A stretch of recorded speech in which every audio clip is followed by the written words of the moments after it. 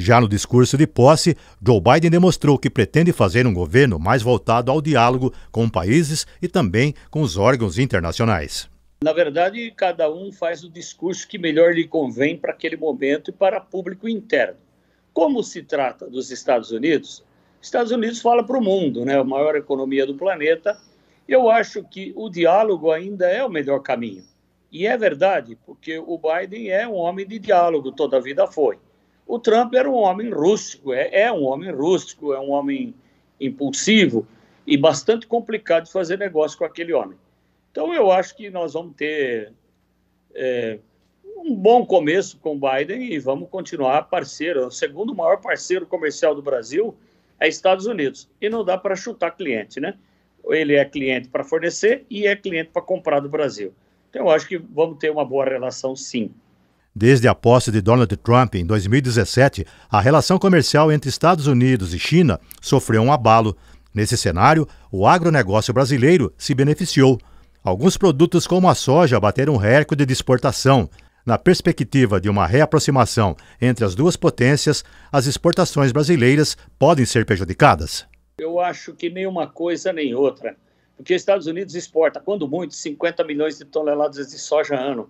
É só o que ele consegue exportar. É o segundo maior produtor do mundo. O primeiro é o Brasil. Deve produzir esse ano mais de toneladas. Os Estados Unidos deve ficar com 106, 110. Grande parte ele consome internamente e o restante ele exporta, 50 milhões de toneladas. A China é um país altamente importante, porque a China mudou totalmente a sua matriz de consumo. O que acontecia com a China antes? Ela tinha porcos criados basicamente em fundo de quintal, onde todo mundo criava seu porco. Aquela cultura é milenar nesse povo. Então, bateu uma peste suína africana, uma segunda onda pesada lá. Eles tiveram que abater todos os animais criados dentro de casa ou criados no quintal e grande parte do rebanho que era criado em granjas. Então, eles tiveram que abater. Consequentemente, eles importaram muita carne de porco. E nisso, os Estados Unidos é muito forte. O Brasil também exporta carne de porco para lá. Nesse momento, a China começou a mudar a sua forma de criar suínos, transformou tudo em granjas, inclusive granjas verticais, como se são verdadeiros edifícios, e para isso ele precisa tratar desses animais. E soja, farelo de soja, farelo de milho, os componentes de suplementos alimentares tem que sair de algum lugar do mundo. E a China não tem condições de produzir. A China não produz sequer 20 milhões de toneladas de soja. Então, ela demanda essa proteína importada de qualquer lugar do mundo. Quem tem para vender é Brasil, é Estados Unidos e Argentina, uma boa parte. Então, o mundo continua demandando cerca de 400 milhões de toneladas de soja e produz 360. Então, o mercado para o Brasil não falta e também não falta para os Estados Unidos. O mundo tem fome, precisa comer. Então, e tem um detalhe, né, Esteves? A população continua crescendo ao redor do mundo. São mais bocas para serem alimentadas. E o Brasil é um grande produtor de alimentos e certamente o caminho do Brasil é chegar a 2030 aí com seus 400, 450 milhões de toneladas de grãos. Entre as prioridades de Biden, a que pode causar mais impacto ao Brasil é a nova postura em relação ao meio ambiente. O presidente democrata anunciou a volta dos Estados Unidos ao Acordo de Paris, que tem como objetivo diminuir o aquecimento global. Com isso, os norte-americanos voltam a colocar o tema no centro do debate da política externa. Primeira coisa que o Brasil tem que olhar é para o Brasil. O Brasil comete alguns erros grosseiros, estúpidos, pela ilegalidade. A Amazônia, famílias que foram levadas pelo governo federal há 50 anos atrás para abrir a Amazônia. Isso é um fato, o Brasil fez isso. Para abrir a Amazônia, que tem aquela história de integrar para não entregar, o Brasil fez isso durante, 10, 15, 20 anos. Famílias até hoje não têm suas terras tituladas. Realmente eles não existem.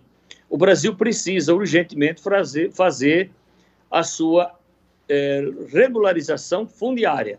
sobretudo naquelas regiões onde não tem escritura.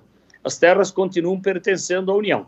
O que pertence à União dá-se a impressão que não pertence a ninguém. Tem coisas lá que precisam ser regularizadas, tem os ilegais, aqueles que roubam madeira, aqueles que desmatam e não fazem nada com a terra, apenas interessa a eles a madeira. Mas quem compra essa madeira? É uma pergunta que não tem resposta. E se tiver resposta, ela vale $1 milhão, 10, 12 milhões de dólares. Porque essa madeira vai para algum lugar. A Polícia Federal, através daquele Conselho Amazônia, está fazendo um grande trabalho lá para inibir as grandes serrarias que tem lá no meio da Amazônia, que exportam madeira roubada, contrabandeada e de forma ilegal. Esse é o trabalho que o Conselho da Amazônia está fazendo. Quanto à questão do Biden apertar a questão do desmatamento, o desmatamento não se dá totalmente no Brasil. Você pega a Indonésia, você pega outros países por aí, estão desmatando. Mas o que provoca aquecimento global, o que é essa história da camada de ozônio, precisa estudar um pouco mais e ver que aí tem muito de balela. Tem muito de conversa aí para boi dormir. Um vulcão expele numa erupção muito mais do que os gases que nós podemos provocar no mundo inteiro. Então, tem muita coisa aí que é business, é negócio. O Brasil é um grande concorrente para os Estados Unidos e para a União Europeia como um todo. Então, a cada dia que o Brasil aumenta a sua produção, os nossos custos são menores do que o deles, porque produzir no Brasil é uma coisa, produzir na Europa é outra. Ainda nós não temos toda a logística. Com logística, nós vamos diminuir ainda mais os custos. E o Brasil tem sol 12 meses por ano. Aqui se produz com muito menor custo. Então, nós vamos sempre sofrer pressão. Mas é uma pressão que vamos dizer que é bem-vinda. Por que não? Temos que preservar o que nós temos? Por que não? Tem que preservar sim. Tem que plantar árvore, tem que recuperar áreas degradadas. Se você quiser e permitir, o que é que está se fazendo com integração lavoura-pecuária hoje? Recuperando áreas degradadas, fazendas que foram abertas ainda no tempo do Império, que já não serviam mais para nada, com tantas erosões, com tanta degradação do ambiente, com tanta degradação do solo, está se recuperando todas essas fazendas, reconstituindo nascentes, fazendo a proteção da mata ciliar, fazendo a proteção dos rios. E isso, Esteves, para você ter uma noção de grandeza, já temos 17 milhões e 500 mil hectares já nesse processo de reconstituição de áreas degradadas. É muito bom que o Brasil comece a vender essas coisas boas que tem lá fora.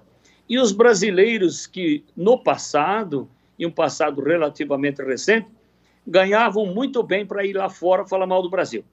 O Brasil tem coisas muito boas que ficam escondidas e coisas ruins que são exaltadas. Precisa um pouco o Brasil defender o que é dele. Graças ao desenvolvimento tecnológico da agricultura brasileira, com sistemas de plantio direto e integração lavoura, pecuária e floresta, o país pode ser um exemplo de boas práticas no campo. O Brasil é um país predominantemente de terras pobres. Todo mundo sabe disso. Se você vai na Argentina, a Argentina tem 90 centímetros de solo, 1 metro de solo. Eles estão começando agora a descobrir fertilização, que eles nunca precisaram. É um país que tem a região do Pampa Úmido, são 26 milhões de hectares de terras nobres. O Brasil não tem isso. O Brasil tem terras pobres, ao contrário do que muita gente prega e acha que é. Não é, o Brasil é pobre. E por ser pobre, nós temos Embrapa, temos Instituto Agronômico aí de Campinas, com todas as suas estações esparramadas pelo Estado, produzindo ciência. Sem ciência, sem tecnologia, não se produz nas nossas terras. Você imagine, as terras do Cerrado não têm 5 centímetros de fertilidade.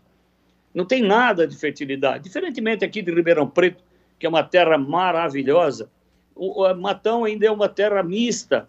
Isso não é tão boa quanto a de Ribeirão Preto. Mas o Cerrado brasileiro inteiro, estados gigantescos, são terras pobres. O que fez isso produzir? Ciência, tecnologia e coragem do produtor, de encarar aquelas terras pobres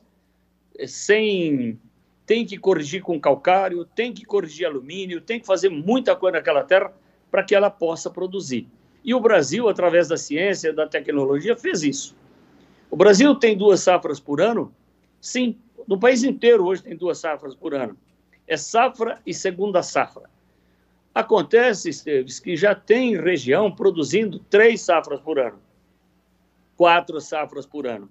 Tem uma imensidão ainda para nós crescermos sem derrubar um árvore, só utilizando terra de pastagens degradadas, que tem mais de 150 milhões de hectares do país inteiro. E Matão não é uma ilha isolada nesse oceano de relações comerciais e políticas. E o agronegócio responde por uma fatia importante da nossa economia. Será que dá para estabelecer uma relação entre a posse de um presidente mais moderado com a economia local? O mundo sempre vai viver com gente de direita, de esquerda. O Brasil tem que se unir.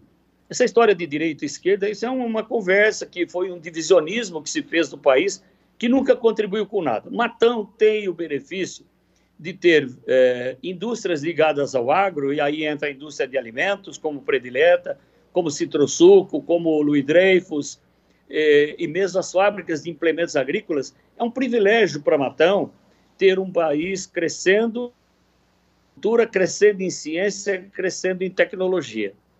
Então, produz máquinas para o Brasil inteiro, produz máquinas para o mundo. O Brasil não perde para ninguém em termos de tecnologia. Temos no passado, num passado não tão distante, que foram desenvolvidas para países de clima temperado, que o Brasil teve que adaptar, teve que se ajustar, teve que reformar, teve que modificar. Hoje o Brasil tem sua própria ciência, sua própria tecnologia em máquinas agrícolas. Matão é um grande exemplo disso, com as nossas fábricas aqui ligadas a máquinas agrícolas e todas as outras ligadas ao agro. Esteves, antes de tudo, isso é ciência, mas é também a grande coragem do produtor. Chiquinho, você é presidente da AgriShow, que é a maior feira de agronegócios da América Latina, e por conta da Covid-19, essa feira, que iria acontecer em 2020, ela foi cancelada e adiada para esse ano. Em que medida aí a organização acredita que ela possa ocorrer ainda em 2021? O nosso maior entrave, Esteves, é a Covid. Se o Estado estiver numa zona, não vou chamar nem de zona de conflito, não foi classificado o Plano São Paulo de fase verde ou fase azul, a AgriShow vai se realizar. Tudo caminha para essa direção. Acontece que se nós não tivermos 60%, 70% da população vacinada com 2 doses, eu dificilmente vejo que o governo vá abrir para que a gente possa realizar o evento de grande porte. Tenha em mente que o nosso desejo é realizar a AgriShow. Tanto que nós saímos da data de 26 de abril a 1º de maio para 21 de junho a 25, com, vamos dizer, imaginando que nós já teríamos uma vacinação mais ampla. Mas também não podemos esquecer, porque se nós não decidirmos em março, meados de março, não há tempo físico de mobilizar uma feira daquele tamanho. Não há tempo físico. Nós vamos ter que decidir em março. A decisão, por enquanto, é realizar a feira.